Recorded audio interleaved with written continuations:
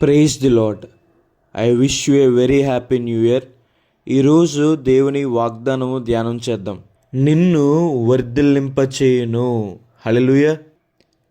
దేవుడు మనల్ని అన్ని విషయాల్లో వర్ధిల్లింప చేస్తాడని, మీ స్టడీస్లో, మీ బిజినెస్లో, మీ జాబ్స్లో దేవుడు మిమ్మల్ని వర్ధిల్లింప చేస్తాడు.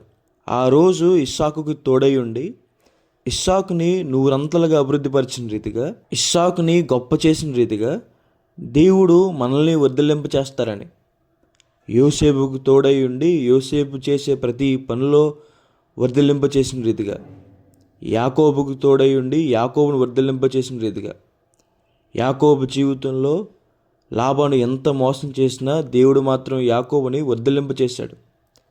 మన జీవితంలో కూడా ఈ సంవత్సరంలో దేవుడు మనల్ని వర్ధిల్లింప చేస్తాడు. ఎన్ని ఆటంకాలున్నా, ఎన్ని అడ్డుగోళ్ళున్నా, దేవుని మీద మనం విశ్వాసం ఉంచినప్పుడు, దేవునికి మనం లోబడినప్పుడు దేవుడు మనల్ని వర్ధిల్లింప చేస్తాడని. మనం ఆత్మలో వర్ధిల్లినప్పుడు దేవుడు మనల్ని అన్ని విషయాల్లో వర్ధిల్లింప చేస్తాడని. మొదట మనం ఆత్మలో వర్ధిల్లాలని, ప్రార్థన చేయడంలో మనం వర్ధిల్లాలి, బైబిల్ చదవడంలో వర్ధిల్లాలి, దేవుని మందిరానికి వెళ్ళడంలో వర్ధిల్లాలి, దేవుని కోసం నిలబడడంలో, దేవుని కోసం ఇవ్వడంలో మనం వర్ధిల్లాలి. అప్పుడు దేవుడు మనల్ని అన్ని విషయాల్లో కూడా వర్ధిల్లింప చేస్తారని. బైబిల్లో రాయబడింది, దేవుని ఆవరణంలో నాటబడిన వారే వర్ధిల్లుతారని.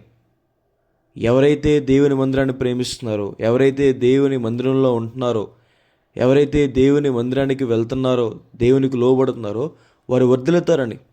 ఈ సంవత్సరంలో ప్రతిరోజు మొదటి స్థానం దేవునికి ఇవ్వండి, దేవుణ్ణి ముందు పెట్టండి, దేవుని మందిరాన్ని ప్రేమించండి.